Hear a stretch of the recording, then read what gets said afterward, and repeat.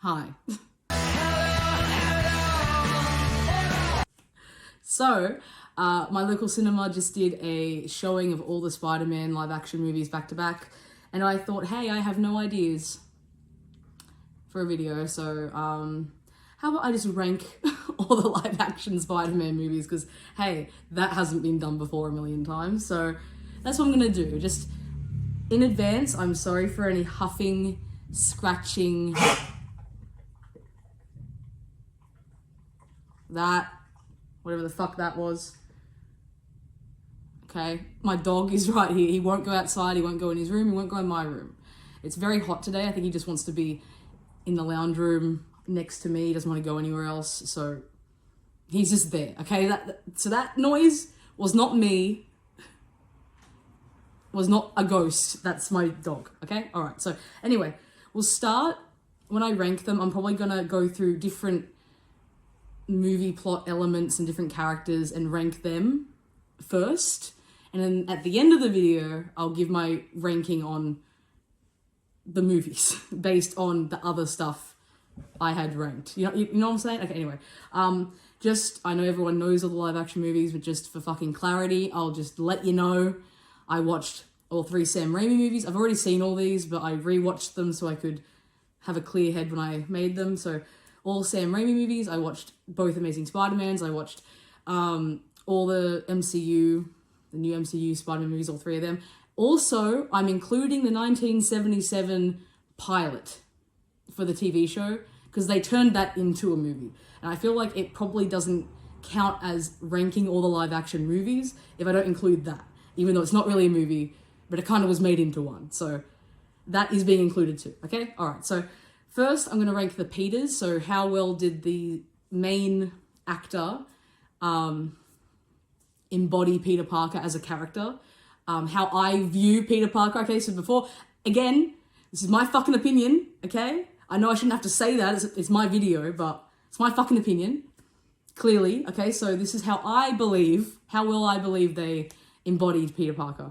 And I'm gonna go from, I was gonna go from worst to best, but I might, yeah, okay, I'll go from worst to best. Okay, so I'm already gonna get hate for this. My least favorite Peter Parker was Andrew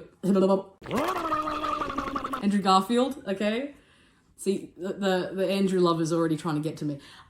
Andrew Garfield. I do like him as an actor, just FYI. I think he's a good actor. I just didn't think he embodied Peter Parker in his movies. However, in No Way Home, he was a lot better. So I think that if I was ranking this and it was only on No Way Home, he'd probably get second, right? Or maybe even like first. I don't know. I really liked him in No Way Home. I think he did a really good job. I think that the way they decided to write him and Andrew play him as like a depressed nerd, okay, love. Okay, but in Amazing Spider-Man, I really hated how he was like, I don't know, playing Peter Parker. And I know that that's not wholly his fault, but if I look at Peter Parker and I see Edward Cullen when I look at him, I just don't think that's a good Peter Parker. Do you know what I'm saying? He was too cool, and he had a skateboard, which I understand, it was the time, but Peter Parker should not be fucking riding a skateboard. Not until, maybe after he's Spider-Man, I might give it to you, but before he's Spider-Man, no fucking way. Should not be riding a fucking skateboard. And the way that he spoke, I felt like he was, yeah, a bit too, I guess, passive-aggressive is the right word. So his Peter wasn't very good for me. A lot of people think his Spider-Man's the best, but I'm actually including Peter and Spider-Man together because they're separate parts of the same whole, and I didn't really like his Spider-Man either, and I know that might come as a shocker, but I don't like it if Spider-Man is joking around while people are in danger. Like, I like the joking. He can joke, that's fine, but I just don't like it if, like, there are cop cars tumbling, people in danger, cars being crushed, and he's like just chilling, making jokes about that. I feel like that isn't Peter Parker. That's Deadpool, okay? That's not Peter Parker, that's not Spider-Man, okay? So he was doing that, especially in Amazing Spider-Man 2, the opening. I was like, Peter, people might be dying. What the fuck is this? And you're dawdling? Okay. So, yeah. Last, Andrew Garfield. But in No Way Home, he was a lot better. So third, I put Nicholas Hammond, who is from the pilot episode. Look, the movie itself, I'm going to tell you right now before I rank them, barely got through it, okay? I needed these ones, okay? I've got text on my hand, okay? Ignore that. I had to open my eyes with fucking pins to get through it, okay? But I didn't think his Peter was as bad as Andrew's. Like, at least he felt a little bit more nerdy. I will say Nicholas is a bit too imposing, I think, for Peter. A bit too good looking, kind of like Andrew. Like, not saying they can't be good looking, but in the wrong way. You know what I mean? Like, he just looked like a tough guy. And I was like, I don't think Peter would look like that. But, you know, you had your moments where he was like sneezing in the suit, and I'll get into that with the Parker luck category, but him as Peter I thought was okay. At least he wasn't making jokes when people were in trouble. So he got a bit above Andrew. Second is Tom Holland. I think he did a really good job as Peter. I think he had that awkward teenager energy which you needed. But the thing that was missing for me with Tom, I think it all boils down to how they decided to do it, was that a lot of his like suit and his inventions, a lot of it kind of comes from Iron Man, and I really fucking hate that. He's like Iron Boy, like he's just the mini Iron Man. He's Iron Man sidekick, and I fucking hate that, and I think it really takes away from his character and him as Peter and being a nerd and shit. That's another thing with Andrew as well. Like in Amazing Spider-Man, he gets ideas from other people. Like you see him watching people that look like Peter Parker more talking about nerd stuff, and he's like, oh, okay, I'll do that. Peter should be just doing it. He's the nerd. He's not the person watching the nerd talk about it. He's the nerd, okay? And Tom, though played it really good and was a really awkward teenager, I think he did a good job with that. I don't think the intelligent part of Peter was there that much, just because of how much they decided to go into the Iron Man stuff and Iron Man helping him with everything. So that really hindered on my enjoyment of him as Peter. So that obviously means number one's Tobey Maguire. I'm sorry, I know people fucking don't like him as Peter. They say he's ugly, okay. First off, he's not ugly, but secondly, if your argument for Tobey being a bad Peter Parker is that he's ugly, then he's a good Peter Parker. Peter's not meant to be a fucking heartthrob. That's the whole point, right? Secondly, people say he doesn't make jokes as Spider-Man. He does. He just doesn't wait for applause after every joke. So sometimes his jokes... Okay, if you say he doesn't make jokes, that's objectively incorrect. If you say his jokes aren't funny, that's a different story. You didn't find his jokes funny, that's fine. But I think that also proves that he's a good Peter Parker, that you didn't find his jokes funny. You know, so like there are a ton of stuff I could point to where he's like making jokes. Like when he swings MJ onto the roof and he's like, she just need to use the elevator. When he's talking about how itchy his suit is, you know, shit like that. He does make jokes, but it doesn't have that classic MCU vibe where they're shoving it down your throat that it's a joke and waiting for the audience to be like, that's funny, before they continue. So Tobey's my favorite. He had great Peter Parker luck, which I'll get into later, but his Spider-Man was fun, but took things seriously when they needed to be taken seriously. Tom's did that as well, and I did appreciate that. So did Nicholas's. It's only Andrew that seemed to not take things seriously when they need to be taken seriously. But Tobey, number one, okay? Fuck everyone. Tobey's number one. Okay, now we'll get into Aunt and Uncle. So Aunt May, Uncle Ben, who were my favorites in the movies, okay? Right at the end, fucking dead last, bro. Tom Holland, the Aunt May in fucking MCU, I cannot fucking stand it. I actually want to rip my hair out physically watching it. It hurts my heart. It offends me. Like, I know that Aunt May has been young in the comics before, but that doesn't mean that it's a good thing. Doesn't mean that it suits the character. Doesn't mean that we should be doing it, okay? Making it more common. And the fact that she's young and fucking Tony Stark's flirting with her, trying to get in her fucking pants. I don't like that, because she doesn't serve the purpose she's there for. Aunt May is there for you to feel bad for her. That's her whole purpose. We feel bad for her, and therefore, we feel bad for Peter, right? We understand why Peter wants to help her or take care of her because she's an old woman who lost her husband and has no one else but Peter, can't get anyone else, really. She's like at the end of her rope, really.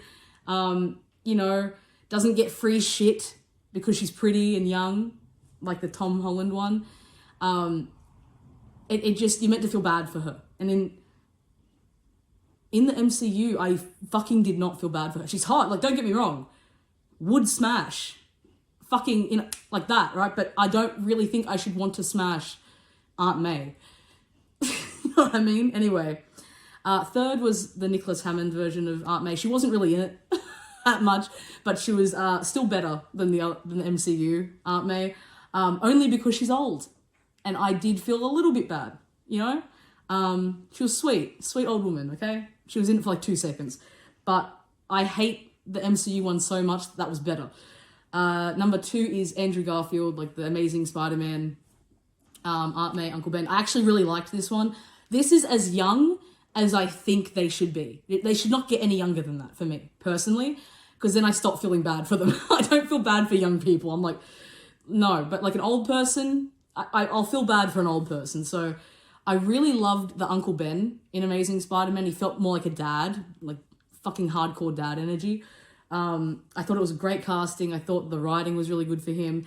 I liked Aunt May. Not as much as in my number 1, but I did really like her. I liked that she had a bit of a backbone, but I didn't love...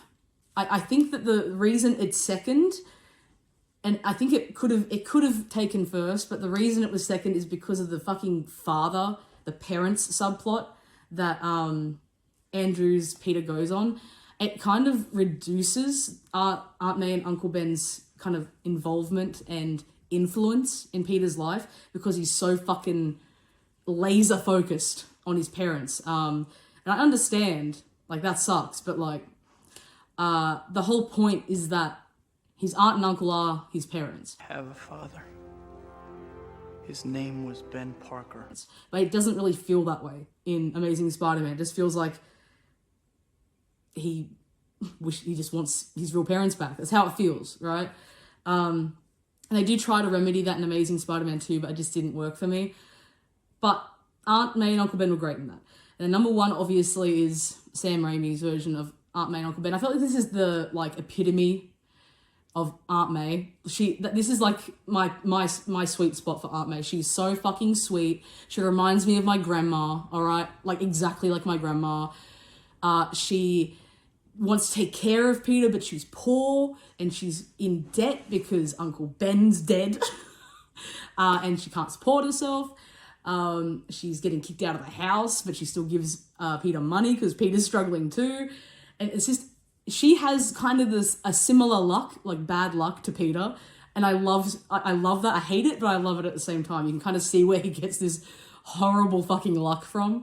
And Uncle Ben was really sweet too in this one. And I think that obviously it's the classic, you know? It's what kind of started the whole responsibility thing in the movies. They tried to redo it in Amazing Spider-Man. It wasn't as good. That's probably why this is number 1.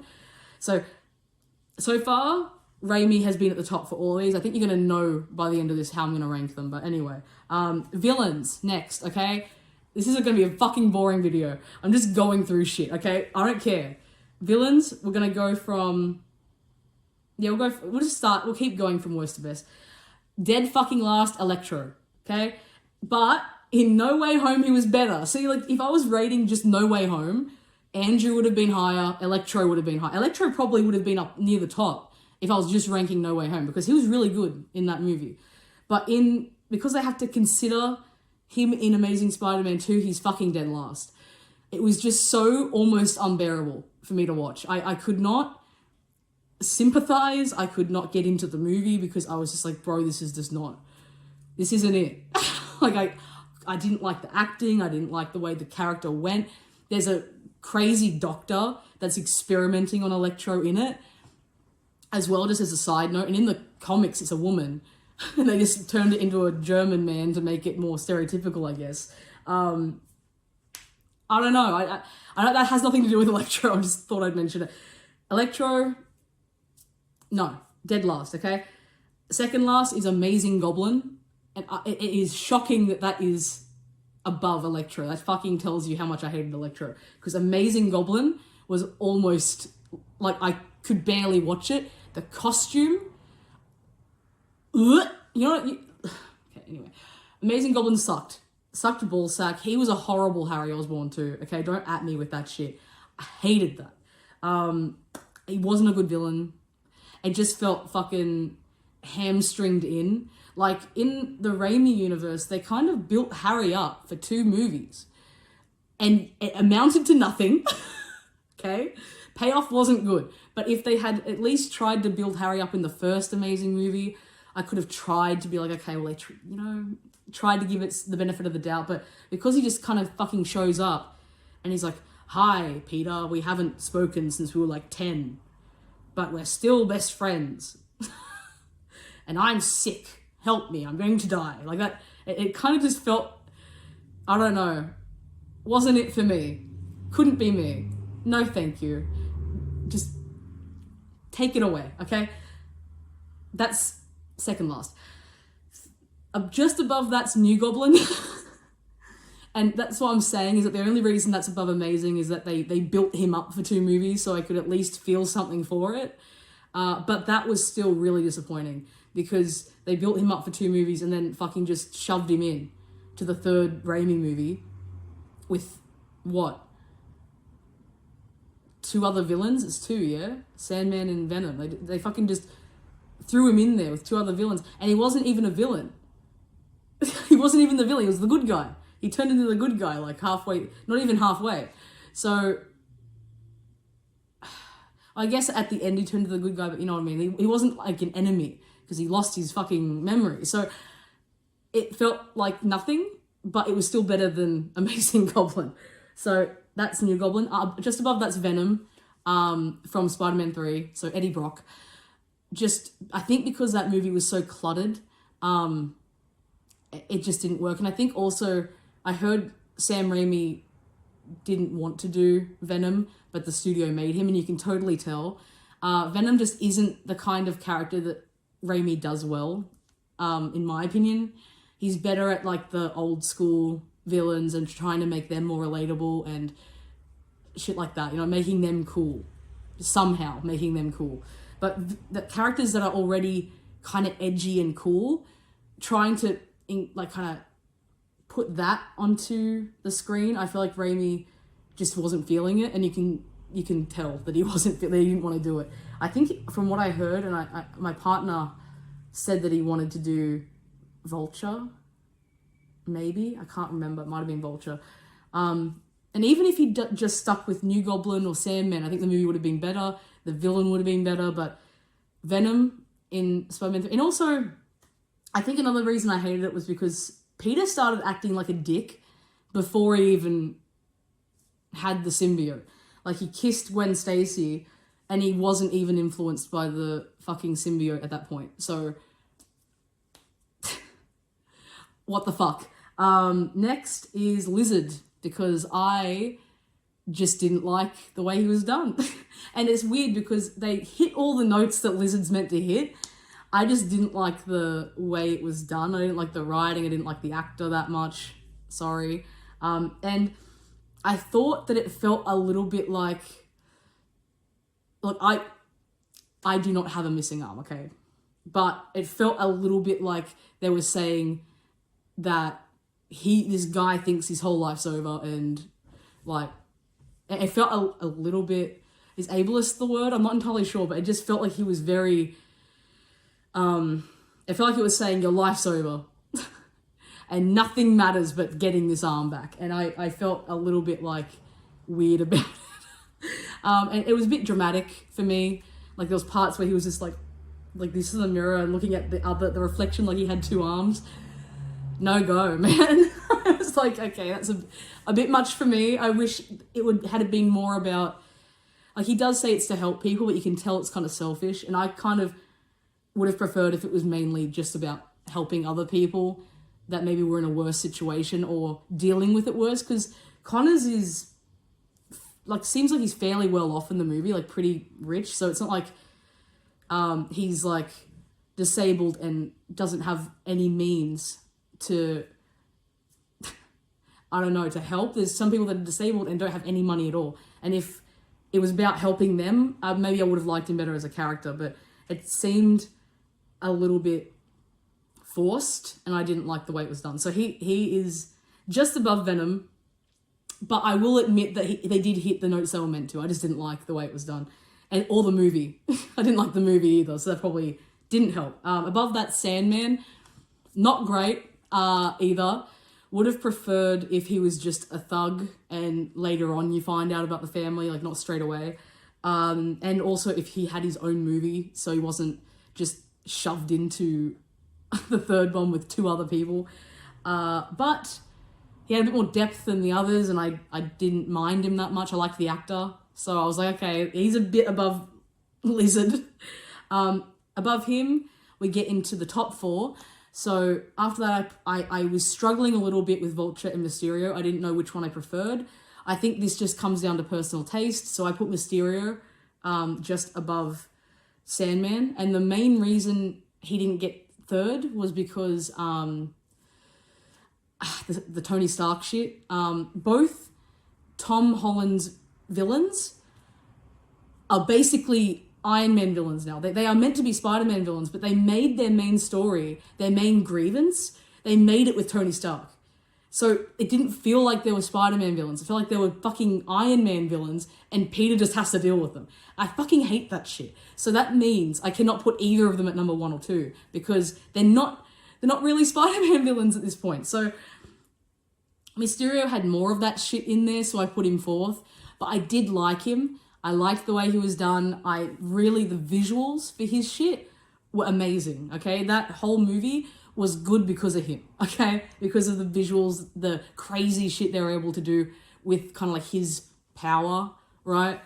Loved it, okay? But in terms of like origin and character, I didn't like that his whole grievance was with Tony and Peter just happened to come in, right?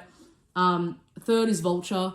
He does have a little grievance with Tony, mainly because they kind of kick him off a job, but it's not so crazy that I'm going to put him any lower than 3rd because he was a really good villain. He was a bit different to how Vulture is in the comic, but I am also rating these on my personal enjoyment of them, not just comic book accuracy, because comic books change depending on the writer. It all just kind of boils down to how you like the character done. And Vulture was not one I was ever really huge fan of or knew that much about. I knew that he was like an old man. And they kind of changed that, obviously. Like older than he is in the movie. But I liked what they did with it. Something new, give him a bit more depth, and link him a bit more to Peter. And I loved the reveal. I like that this is the first villain that you are with Peter when he finds out that Vulture is his girlfriend's father. You find out with Peter. And I thought that was a really cool storytelling device, and I think that really worked for his character. So he's 3rd, but really good, like solid 3rd. Then we have the 2 Raimi ones. And no one can argue this with me, okay? You cannot argue with me that any of those villains are better than the Raimi villains, the first and second movie Raimi villains, because they even brought them back in No Way Home and made them Tom Holland villains. That is how good these two are. They went, no one has touched it. Our villains suck compared to these two. We're going to make Green Goblin and Dr. Ock Tom Holland villains. That is how good these two are, okay? So 2, this comes down to personal preference. Again, I agonized over which was 2 and which was 1 because I love them both so much. And I think it just came down to personal preference and I guess the way one of them got to act, like, I guess the acting moments this actor got. Okay, so number 2, I put Doc Ock, but it's so fucking close. He's such a great villain, like a tragic villain, which is great for Peter, close to Peter. He meets him before he's Doc Ock, has a good relationship with him. And then you also have like, it's crazy. This is like if you came up to me before I had seen this movie, before it came out, it had never come out, imagine. And I just read the comics and someone said, oh, the villain they're doing is Doc Ock, I would have been like, fucking Dr. Octopus? That's the villain they're doing? That's going to be fucking lame. I would have thought that would be lame. But somehow Raimi managed to make him really fucking cool. Make him more grounded and believable as a villain. Make him actually threatening as a villain, which crazy to me, okay, because Doc Ock was always a bit stupid to me, and like outside of the Raimi movie. And I guess obviously Alfred Molina is an amazing actor, so he's number 2. Number 1, I put Green Goblin, but that is very slight. Wins by like a fucking margin. And the only reason it wins is because you have Willem Dafoe kind of like being able to act as Goblin and then as Norman. And I like how close he was to Peter. Like, he was a bit closer than Doc Ock was. And obviously the father of his best friend. And I think that it all boils, my rating of him as number 1 boils down to that scene in the mirror where he's like going back and forth. It's just an acting moment. That's the only thing that stood between those two, because they're such amazing villains. And Green Goblin is another one that I would have thought was fucking stupid if you were like, oh, they're doing Green Goblin and not Gwen Stacy. When he's not killing Gwen Stacy, they're just doing Green Goblin. I would have been like, that's fucking stupid, eh? But fucking amazing. Actually awesome. Number 1, okay? You can't argue that with me. You're wrong.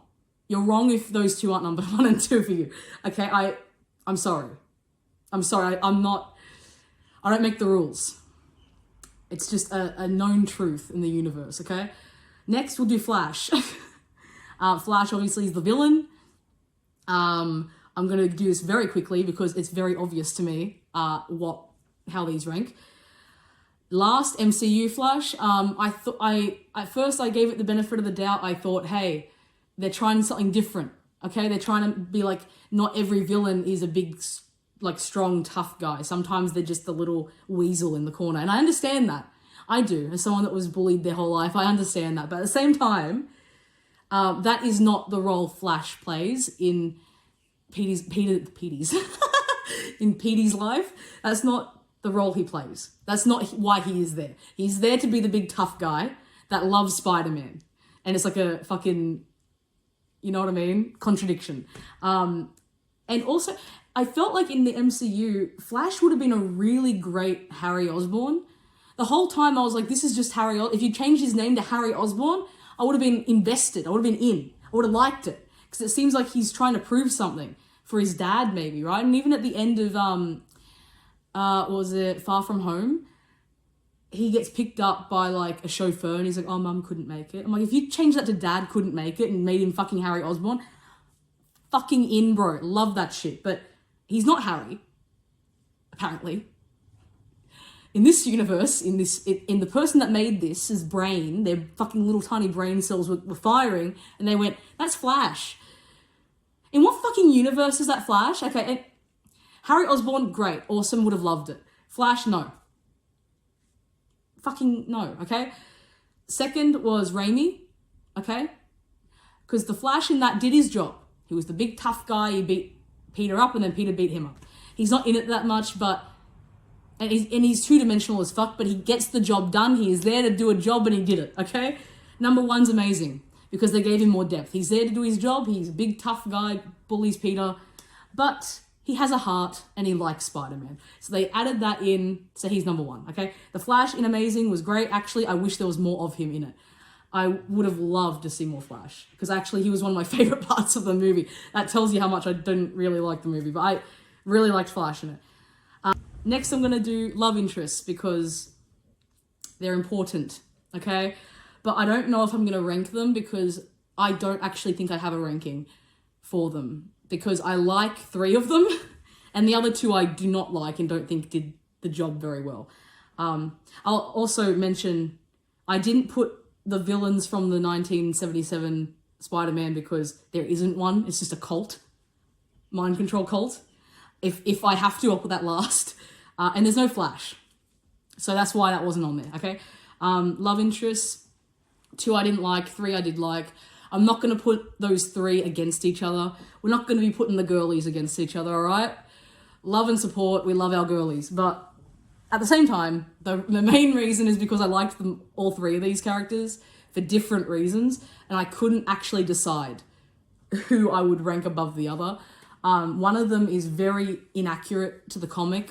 There's not even a character like her in the comic, but I really loved her. So I was like, I don't care. Like, as long as you make your own character, but I didn't, okay, anyway, get into it. The three I really loved were Gwen from Amazing Spider-Man. I loved the way they did her. I thought they did her really well. I loved the back and forth between her and Peter. Thought she was pretty nice, all right? Not that that matters. That doesn't matter, but I thought she was good, okay? MJ from Raimi. People fucking hate her, and fuck you, all right? I like her. I understand where she's coming from. People think that she is whiny, and I don't see where they're getting that. Like, I think that there's the big problem with MJ in Raimi is when it came out and the view of it. Because women back then in movies were kind of just meant to go along with everything the guy did. And because we're seeing it from his point of view, like Peter's point of view, every time she's being a little bit difficult, people are like, well, fucking, he's Spider-Man. He's got shit to deal with. Doesn't have to deal with MJ too. Yes, he does. He does have to deal with MJ. If he wants to be in a relationship with her, he has to deal with her too. Okay, I'm sorry, okay? Hate to be that guy, that girl, that person, okay? I don't know why I turned into three different things. Hate to be that girl. He does have to deal with her. And also, he doesn't have to deal with much. The amount of shit she put up with from him, I would have most women, gone, all right? He literally leads her on. Obvious crush on her for years. She says, oh, okay, I'll give you a chance. He says, nah, just friends. She moves on. He goes, oh no, I'm better now. All good. I'll be with you. She fucking is about to put her fucking wedding on hold. And he's like, okay, I listened. Maybe we can try again. He goes, nah. Can you imagine? Can you try and think of it from her point of view instead of Peter's being Spider-Man? She doesn't fucking know that yet. She's like, this cunt keeps leading me on and then dumping me again. And like, I totally understand why she's so annoyed. I think that she gets a bad rap. I know that she is not exactly like the comic. She's not, in the comic, she's a model. In this, she's a fucking actress. But whatever. It's fucking potato, tomato. Potato. I don't know. Anyway, whatever. It doesn't, same fucking shit, right? It doesn't matter that much. And also, people are like, oh, she's not hot enough. She is. In what fucking universe is she not hot enough? I'd like to see what you look like if you think that she's not hot enough. Like, she is hot enough. Okay? Take it from me. I don't know what kind of authority I have on that, but I think she's very attractive and I think that she's hot enough. And it doesn't matter anyway because she's the one they picked for the job. Okay? So, fuck you. She's hot enough. She's cool. We like MJ. Okay?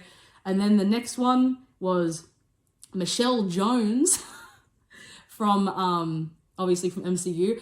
A lot of people fucking hated this. A lot of people liked it. I was on the fence about it because Michelle Jones, I was like, okay, it was a new character, whatever. I like her. I like her personality. I like the way she kind of bounces off of Peter. I actually related to her a lot. I really loved her as a character. But I didn't like that they called her MJ. I wish they just kept it as Michelle. Because I know it's a different universe, but I feel like it's a bit, you know, just call her Michelle. Why are you trying to be like MJ? Like it's you're asking for people to not like it at that point. But I did like her a lot. I think she's very cool. I think that there was less drama that she brought to Peter's life, which is good, but also not because so I gotta fucking fix that. Okay. Like I felt like the relationship between her and Peter happened too quickly. So maybe I would put her third just because I thought you don't really get to see Peter start to like her at all. And then suddenly in Far From Home, he likes her and he's trying to get with her. And I'm like, where did this come from? And there's not that much drama when she or lead up to her finding out he's Spider-Man, that for me. So I'd probably put her third, but I do like her if I had to rank them. And if I had to rank them, maybe Gwen would be first. I'm not sure though. I liked them, all three of them. But the two that I didn't like was the love interest from the pilot. I don't remember her name. She's not from the comic. She's a new character, but she's boring. So her, didn't like. And then Gwen Stacy from Spider-Man 3. I didn't like that either. Mainly because of the way they put her in it, not necessarily because of the actress or anything. I just didn't like the way they put it in it. So that's the love interest. I'm not ranking them really. I'm just telling you the ones I liked and didn't like. Next is Parker luck. So it's really integral to Peter's character that he has bad luck all the time, and the blows never fucking stop. Being Spider-Man makes his life horrible, and he just has bad luck streaks. That is his character, and I'm gonna rank Parker luck as its own fucking character. This is gonna be an hour-long video. Okay, so dead last, amazing. Okay, I don't really remember him having terrible luck. Like, he doesn't really. Like, I don't know. I guess his uncle dies, but that's all of them, right? And I guess he gets sick. I don't actually remember much bad luck for him. And if there was there were small moments, but not enough for me. I think that he got off pretty light, actually, considering how bad Peter's luck can be. So he's dead last. I just didn't see it that much. After that was the pilot, and the only reason that's above is because they at least showed him being like a poor college student. I think the second time he meets his love interest, he asks her for money. He asks everyone for money.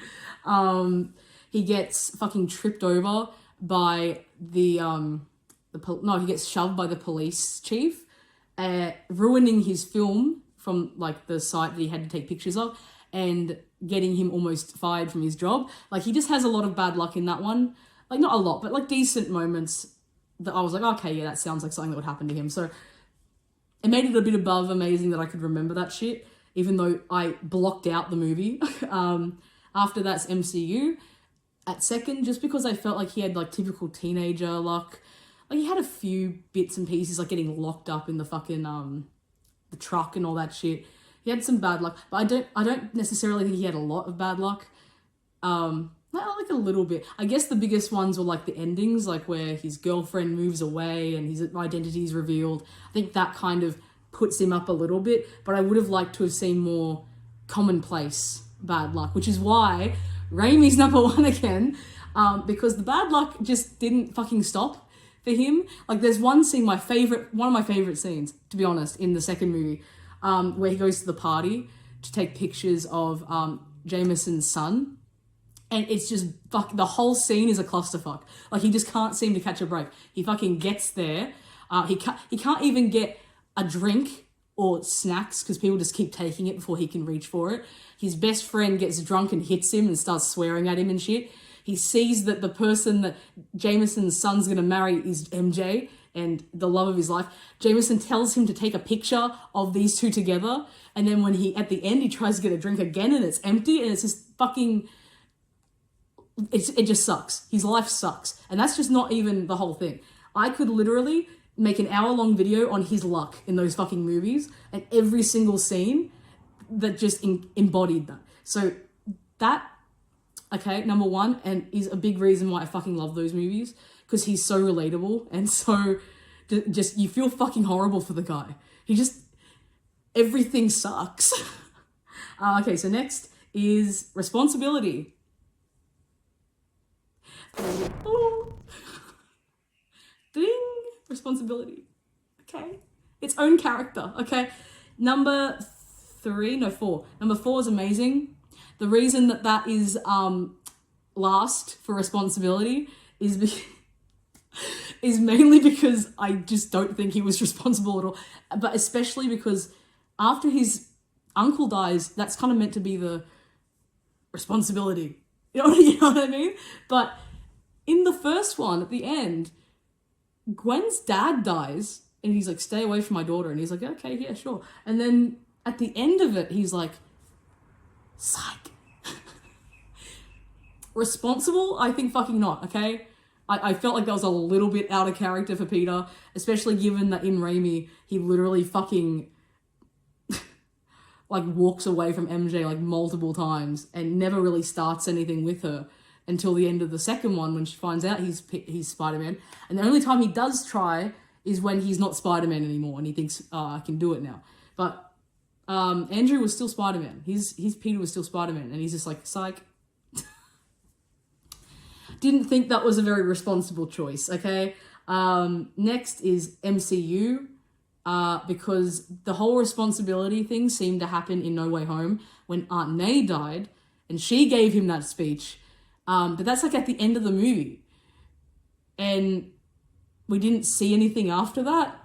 Like at the very end of No Way Home, he becomes Spider-Man. Like the Spider-Man I want to see, the Peter Parker I want to see, is literally in the last 10 seconds of that fucking movie when he moves into an apartment as a college student and has the better suit as Spider-Man. That's what I wanted to see the whole time, and I only got it for like 10 seconds. So that's another thing entirely. But I feel like in the movies themselves, because they tried to make him like an awkward teenager energy, and they wanted to get that energy, that's fine. But I think instinctively or automatically it made him a little bit less responsible. So like, he wasn't terrible. It wasn't like disregarding his girlfriend's safety terrible, but it was like, he's a little bit naive, you know what I mean? Which is fine for what they were trying to do, but I think that the responsibility shit should come in a bit earlier than just the last bit of the third movie. Second's the pilot, because I don't remember him doing anything that was irresponsible necessarily. I guess like one or two things really, but I don't... It was pretty boring actually. I wish he kind of had done more shit like that, but because, hey, he didn't, he's second. First is Raimi, because he literally, like the end of the first movie, he's like, I can't be with you, MJ, I've loved you my whole life, I can't be with you. Dips, right? His whole thing in Raimi is, that's the whole thing, is that he has to be responsible with these powers. So I feel like they harbored on that a lot more in Raimi, and not saying that's all that makes a good Spider-Man movie, but because I feel like this category is important, it goes to number one, just because it's a big theme in the movies. Next is City. There's a lot of categories. We're almost done. There's a lot of categories. I feel like it may have started with Raimi, but I feel like Raimi made New York its own character. And I think that all the other movies try to do that too, because you want to feel like you understand why Peter wants to protect New York.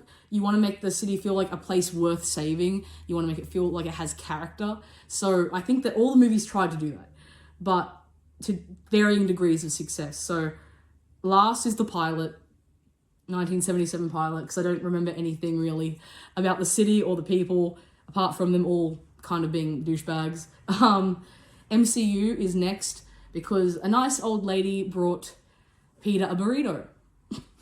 But I don't remember anything else really that stuck out to me about the city or its people.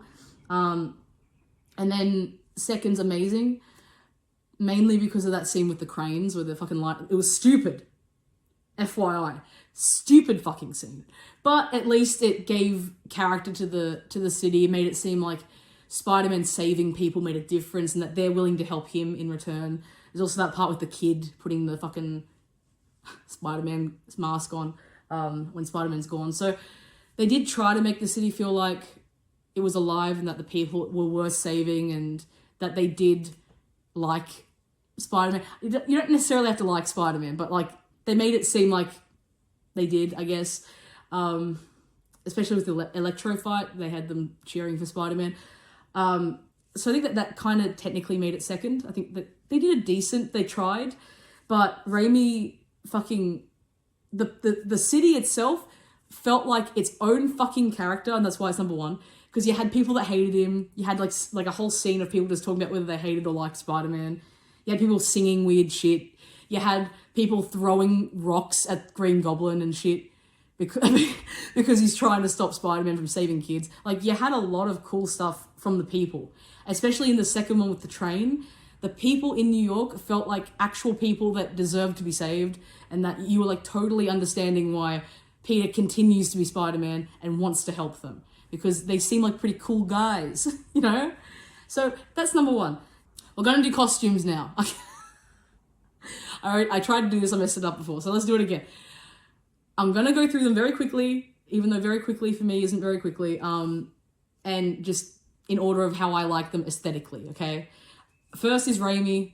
There's different symbols on 1 than there is in 2 and 3 than there is on the symbiote suit, okay? But Raimi in general is number 1. I fucking love the webbing, the like metallic, like 3D web. Oh, okay, I love it. I think it's awesome. He has smaller lenses. I don't give a fuck. I know people seem to care, but I don't give a fuck.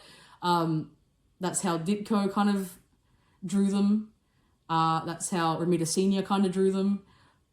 Okay, don't at me. Okay, I love that shit. Okay, then next, but I will say that I prefer the symbol on the 2nd and 3rd movies, and then the symbol on the symbiote, and then the symbol in the first movie. But in general, the Raimi suit. Okay, the symbiote suit's basically just the Raimi suit, but in black, so I'm not really going to count it as its own thing. Second suit is, my second favourite suit is the Amazing Spider-Man 2 suit, because it's just the Raimi suit, but with a weird square in the back. I don't know why that square's there, or like a rectangle, I guess, is more like it. I don't know why it's there. I don't know who designed that. I don't know whose decision that was. I don't know what the purpose is of it, but it's there, and that's why it's 2. The lenses are a bit bigger too, a bit more Bagley. My partner told me his name because I can't look at his art. It gives me anxiety. Mark Bagley. I don't want to know his name. I don't want to see his art. I know people love him. That's fine. For me personally, I don't know what it is. It gives me anxiety looking at it. So I cannot. But bigger lenses, they're fine. It looks fine on this suit. That was just a little side note I wanted to give everyone. Third is the No Way Home ending suit when he's actually Spider-Man. You don't really get to see it much. I don't love it, but it's a Spider-Man suit. So it's better. It's like leagues better than the other shit he had. After that, it's the homemade suit from Homecoming. And that is because I hate the other ones so much that this one's above them. Aesthetically, I think it looks better than the other ones. It just looks like a kid did it, like put it together himself. And I kind of like that. There's not very many that look like that in terms of Spider-Man when they do him. Like, you know, after that, Spider Monkey. Because aesthetically, it's like a SHIELD uniform. It looks all right. Is it a good Spider-Man suit? Not really, but it looks good compared to the rest of them. After that's the Wrestle suit from Spider-Man, like Raimi Spider-Man. Just because I don't like the other suits so much, this one's above, okay? And you know what? Fuck you, I like this suit. After that is Amazing 1. I don't like that suit at all. He has a weird fucking penis. Like, because he doesn't have a belt shape, so it looks like a penis. I don't like the look of that. I don't like the weird shapes. I really don't like that suit, but it's still better than the others. And I'll take this time to say that I'll probably put the pilot suit after that, because the rest of the suits I actually fucking hate. Like with A Burning Passion, I'm pretty sure that the rest of the suits are like genuinely like hurt my heart. So this clusterfuck is above the other ones because it looks like he made it himself. So, you know, it looks like a kid made it. He had fun. I don't know. It's a fucking loud car. Okay. Next, the red and black suit from Far From Home. It's like... it's fine. The only reason it's kind of above the other ones is because it's in black, it hides some of the weird fucking shapes they put on it. That's the only reason that's above, because it kind of hides some of the weird shit they did with it. After that is the Homecoming suit. Need I say? Okay, next is the integrated suit. That's... This is where they start doing weird shapes. Like weird... It starts looking like AI art. Like it's weird fucking... shit everywhere, like, doesn't make, you're like, why is that there? If I can point, as a designer, if I can point to something and be like, what is that? What purpose does that serve? Why is that there? And they can't give me an answer. Like, and I would accept, oh, it follows the line of the body. I'd accept that. But I don't think these do. I think they're just there to look cool, and they don't look cool. So, anyway, integrated suit, black and gold. After that, why? Had to rank them, I guess. The only reason that's there is because the Iron Spider suit's dead last, because I literally, I want to gorge my eyes out whenever I look at that fucking suit. It looks like 4 different people created 4 different suits and then, like, combined them. He has webbing here, okay? And then on his abs, there's no webbing, it's just abs. And then on his shoulder, it's just fucking lines. And then his boots, like the pants, it looks like someone cut him in a fucking blender. Like, that's how I cope. Do these coping mechanism. I just start doing this. I really actually, like, genuine fear, okay, for that suit. That suit scares me. I hate it. Whenever I have to look at a picture, when I had to look at a picture of it for this, I wanted to cry. So, dead last, hate that fucking suit. I like simple suits, just with the execution being a little bit more detail oriented, a bit more like putting a bit more into it, but the design itself should be simple. Don't give me random lines. It starts looking like an AI just fucking combined that shit. Okay, I don't like it if it looks like that. I just want it to be simple but executed well. Okay, those are the suits. The MCU suits suck fucking ballsack. Don't even at me with that. Whenever a suit looks like Iron Man and they're giving it to Spider-Man, or if it looks like high tech, I hate Spider-Man with high tech shit.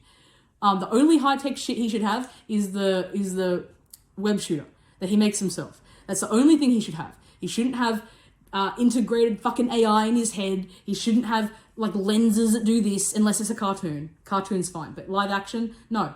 He's simple. He's a teenager that made his own. He made his own suit. It's there to hide his identity, and that is it. He doesn't need all this high tech shit. I fucking hate it. Okay. General problems. I think I touched on everything. The biggest problems I had with all the movies, I guess I'll go through that. Is the parents in Amazing Spider-Man being a huge plot. I fucking hated that. Tony replacing Uncle Ben in MCU. Fuck you. No. Fuck off. I don't...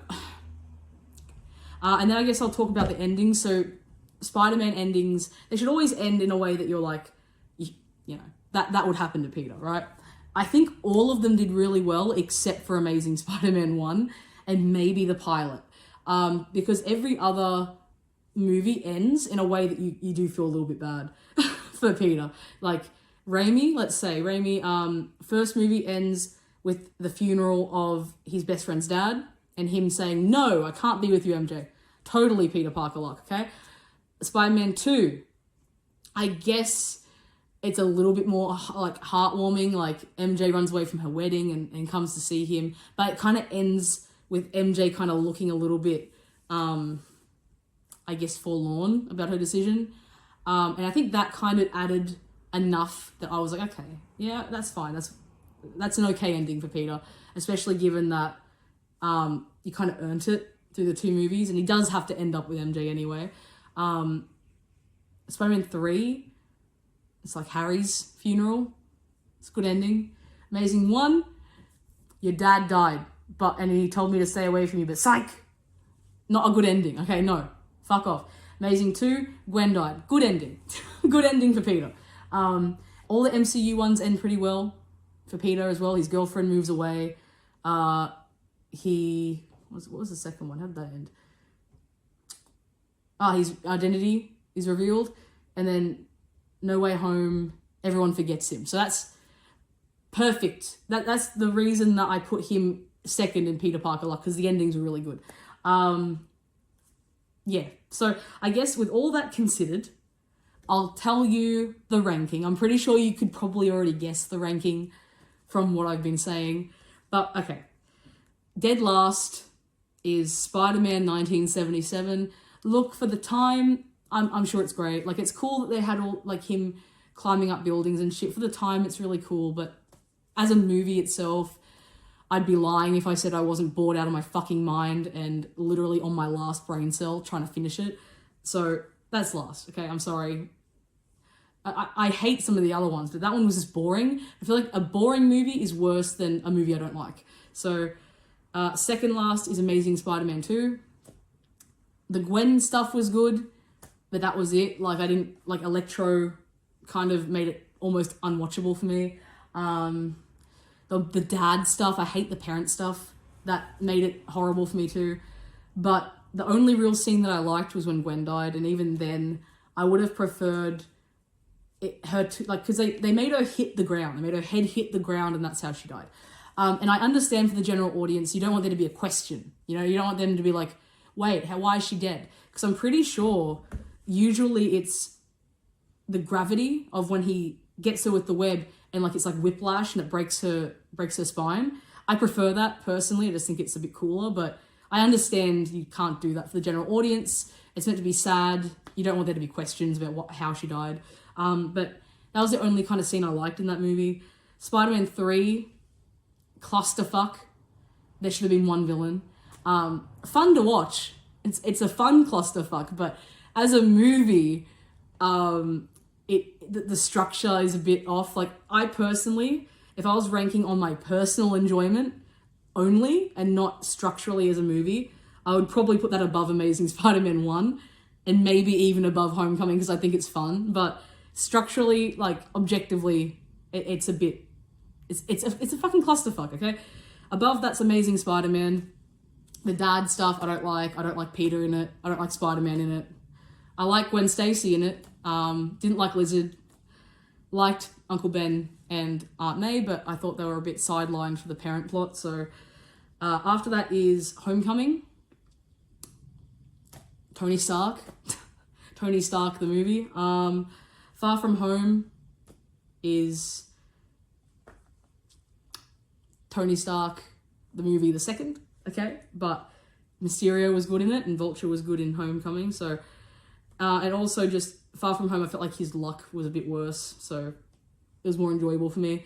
No Way Home, I know that was...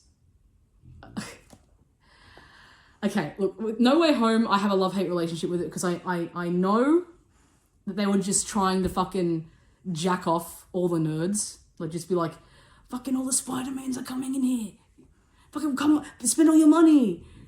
I know that's what they were doing. Okay, I understand that, and I do really hate it when people do that. When movies do that, like any of the Marvel movies, when they bring in characters and be like, oh, cool, Easter egg, oh my god.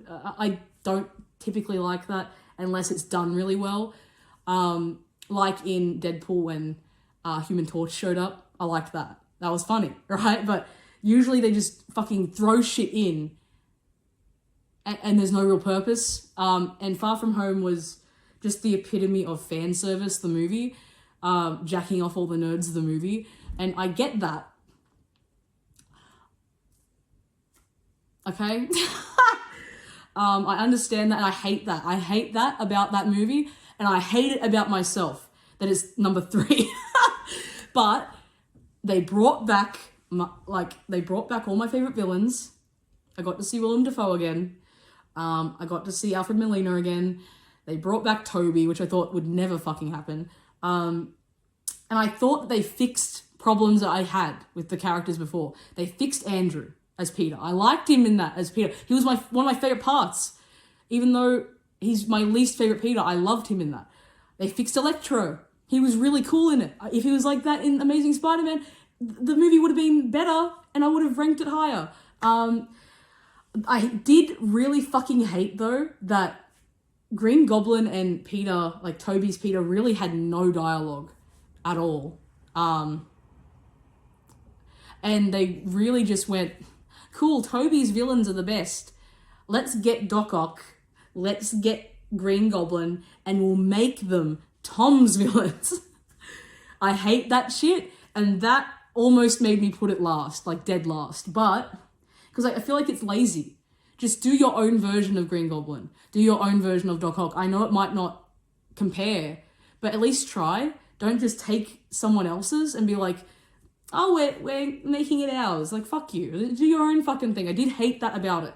But at the same time, they fixed shit, and I am not a heart, like, I don't know. I'm not the person I wish I was. I wish I was the kind of person that could say it's dead last just because of all that.